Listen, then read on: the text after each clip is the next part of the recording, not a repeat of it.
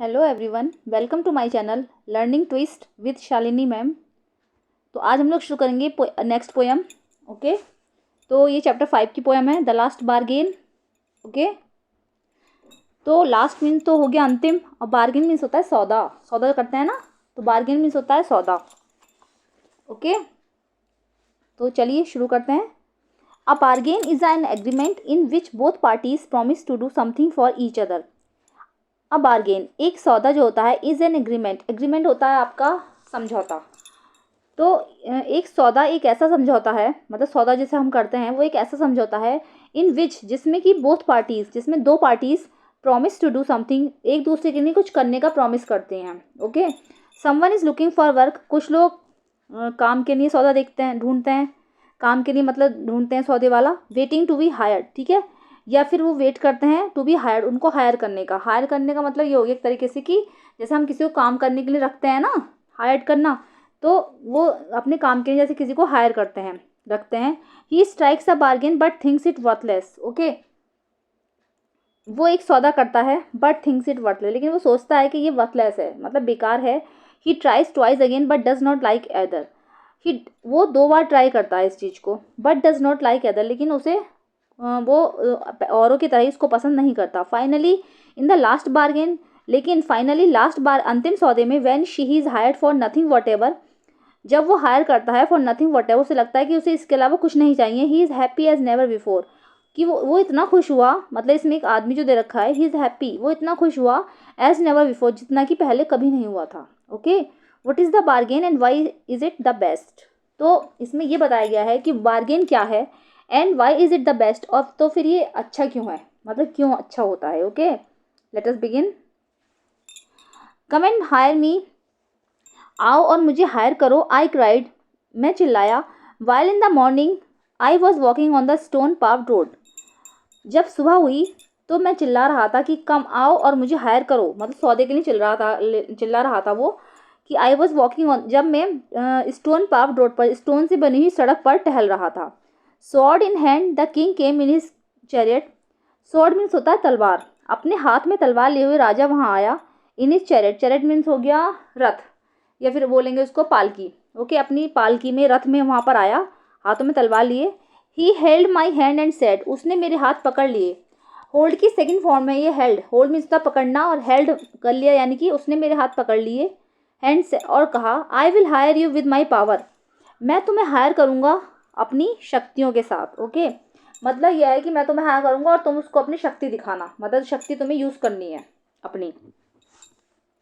But is power counted for not and he went away in his chariot.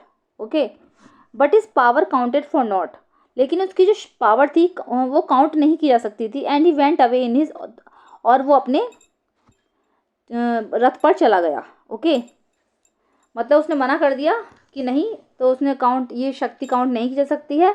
And he went away in his chariot, और जो राजा जो था वो अपने रथ में चला गया। Okay, in the heat of the mid day the houses stood with shut doors. In the heat of the mid day, दोपहर का टाइम था, दोपहर के गर्मी के टाइम में, the houses stood with shut doors, दरवाजे सारे बिल्कुल बंद थे।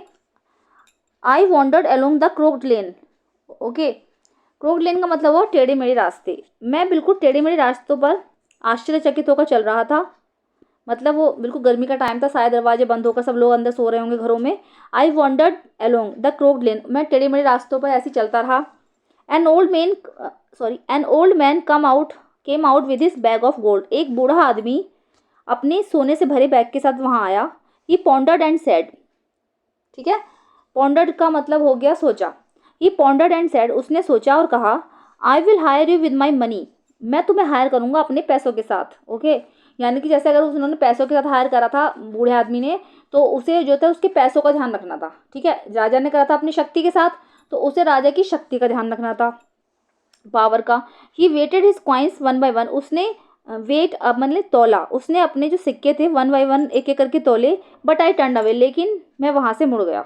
उसे मतलब वो भी पसंद नहीं आया, उसने सोचा कि नहीं, मैं इसके लिए हायर नहीं होऊंगा, मुझे ये भी समझ में नहीं आ रहा है कि बदले में मुझसे कुछ चाह रहा है। Okay,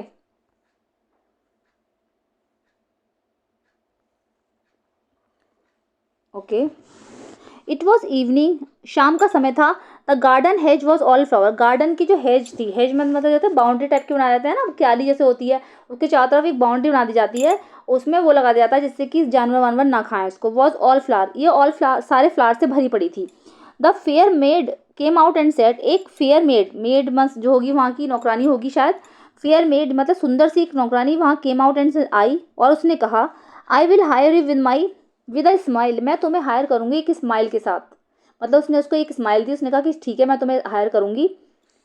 okay, her smile पेल्ड and melted into the tears, उसकी स्माइल जो थी धीरे धीरे करके फीकी पड़ने लगी और वो आंसू में बदल गई। And she went back alone into the dark, और वो दोबारा वहां अंधेरे में वापस अकेले चली गई। The sun glistened on the sand and the sea waves broke way weirdly, glistened means हो गया चमकने लगा, सूरज जो था वो सैंड पर, जब शाम हो गई दिन छिप रहा था हल्का हल्का, तो सूरज जो था रेत पर छिपने, मॉर्निंग से उसने स्टार्ट किया था ना, फिर शाम हो गई तो दिन हल्का हल्का छिप रहा था, ओके रेत पर, तो सूरज चमक रहा था, तो वो शाइन करने लगा सूरज जो था। And the sea waves broke way worldly, और जो सी वेव्स थी वो लगातार जो थी वो वे वर्डली मतलब हो गया अनकंट्रोलेबली, मतलब वो जो था कि अनकंट्रोलेबल थी, मतलब वो लगातार एक दूसरे से टकरा रही थी, ठीक है, आ रही थी uncontrollably. A child set playing with shells, वहाँ पर एक बच्चा जो था शेल्स के साथ बैठा हुआ खेल रहा था। शेल्स मीन्स होगा सीपी, समुद्र से जो सीपी निकलते हैं मोती टाइप के, शेल्स से बच्चा एक खेल रहा था। He raised his head and seemed to know me and said, he raised his head, उसने अपना सर उठाया, रेज्ड मीन्स उठाया, and seem to know me and said, और उसने मुझे देखा और कहा, टू नो मी मतलब देखकर मुझे पहचाना, और मुझसे कहा, आई हायर विद नथिंग, मैं आपको हायर करूंगा विद नथिंग, लेकिन मुझे कुछ नहीं चाहिए। बच्चे ने बोला कि I hire you with nothing, लेकिन मुझे कुछ नहीं चाहिए। From hence word forward that bargain struck in child's play made me a free man. From hence forward का मतलब यहाँ पर आ गया नाउ, मतलब अब से दैट बार्गेन जो सौदा करा था उसने, स्ट्रक इन चाइल्ड्स प्ले उसने जो था बच्चे के गेम के साथ सौदा कर लिया।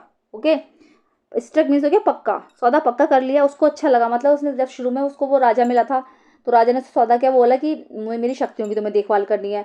सेकंड में बूढ़ा आदमी मिला, उसने बोला कि मुझे आपको मेरे पैसों की देखभाल करनी है बदले में। थर्ड में वो लेडी मिली तो उसने भी उससे बोला, स्माइल के साथ बोली वो कि तुम्हें सबकी देखभाल करनी है, इन सबकी जो क्यारी व्यारी फ्लावर्स की देखभाल करनी है, और उसने सोचा कि बदले में ये से भी मुझे कुछ ना कुछ चाहिए होगा। लेकिन जो ये बच्चा था यहाँ पर वो आया लास्ट में, इसने बोला कि मैं आपको हायर करूंगा लेकिन मुझे बदले में कुछ नहीं चाहिए, तो उसने वही सौदा उसने पक्का कर लिया, उसको अच्छा लगा। Made me a free man, तो और जिसने कि उस सौदे ने उसको एक फ्री मैन बना दिया, मतलब वो आज़ाद हो गया इस बात से और वो उसके लिए हायर हो गया। ओके, तो रविन्द्रनाथ टैगोर की पोयम है ये, जो आपको समझ में आ चुकी होगी। ठीक है, चलिए कैसी लगी मेरी वीडियो जरूर बताइएगा, और अगर मेरे चैनल पर फर्स्ट टाइम विजिट कर रहे हैं तो प्लीज़ प्लीज़ इसको सब्सक्राइब कीजिएगा। मिलते हैं नेक्स्ट वीडियो में, थैंक यू सो मच।